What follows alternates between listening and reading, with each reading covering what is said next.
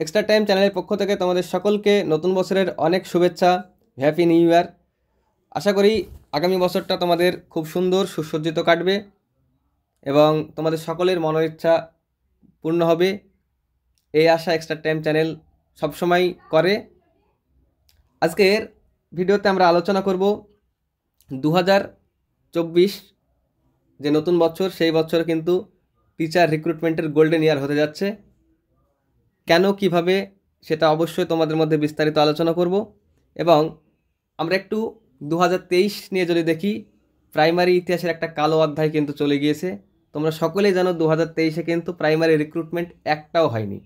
অর্থাৎ এই একটা বছরে প্রাইমারি বোর্ড শুধুমাত্র পর্ষদ সভাপতির বক্তব্য আর বিভিন্ন টেট পাস ক্যান্ডিডেটদের আন্দোলন, এই নিয়ে কিন্তু একটা বছর কেটে গিয়েছে। কোনো রকম কিন্তু হয়নি, শুধুমাত্র একটা টেট হয়েছে। সেই টেটটা শুধুমাত্র নামে হয়েছে, গভর্নমেন্ট 15 কোটি টাকা ইনকাম করেছে। 2023-এর কিন্তু ইতিহাস এটাই বলছে। 2023-এ প্রাইমারির কিন্তু একটা রিক্রুটমেন্টের কালো অধ্যায় চলে গিয়েছে। 2024 কি সেই একইভাবে যাবে?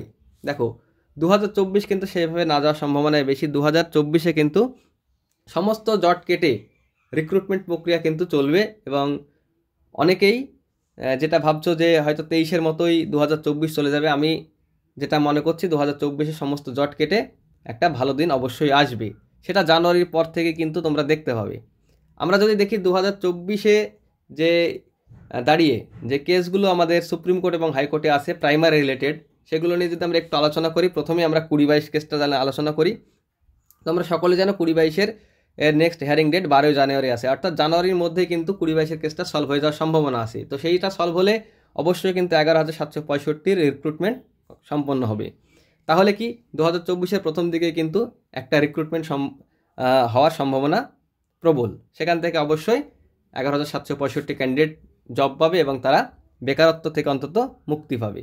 দেন আমরা 2022 টেট পাস যারা আছো তারা দেখো, অবশ্যই প্যানেলটা বেরিয়ে গেলে তোমাদের নিয়োগ নোটিফিকেশান দিতে হবে এবং তোমরাও কিন্তু 2024-এর মধ্যেই একটা প্যানেলে আসতে পারো। তো সেখান থেকে অবশ্যই 2024 কিন্তু রিক্রুটমেন্ট এন্ডের গোল্ডেন ইয়ার হতে যাচ্ছে, এটা বলার অপেক্ষা রাখে না, অবশ্যই হবে। এখন যেই কেসগুলোর জন্য 2023-এ রিক্রুটমেন্ট সম্ভব হয়নি বা পর্ষদের সদিচ্ছা না থাকার জন্য হয়নি, সেগুলো নিয়ে যদি আমরা আলোচনা করি, তো প্রথমেই আমরা দেখব এনআইএস ডিএলএড। অবশ্যই এনআইএস ডিএলএডের 4 তারিখে হাইকোর্টে শুনানি আছে। ডিএলএড ভার্সেস বিএডের ক্লারিফিকেশান আছে সুপ্রিম কোর্টে, এবং কি আছে ম্যাট 1594 আছে সুপ্রিম কোর্টে। 5% অ্যাডিশনাল মামলা আছে।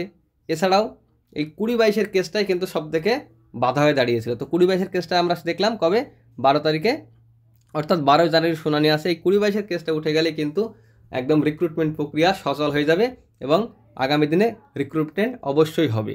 আর আরেকটা বলি, 2024-এ অবশ্যই টেট হচ্ছে। টেটটা মোটামুটি ডিসেম্বরের 8 তারিখে হওয়ার সম্ভাবনা আছে, হয়তো 2-1 সপ্তাহ চেঞ্জ হতে পারে, তবে অবশ্যই ডিসেম্বরে টেট হচ্ছে।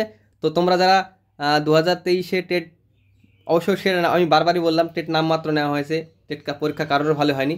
যারা অবশ্যই একবারও টেট পাস করনি তারা টেটের জন্য কিন্তু অবশ্যই পড়াশোনা শুরু করে দাও।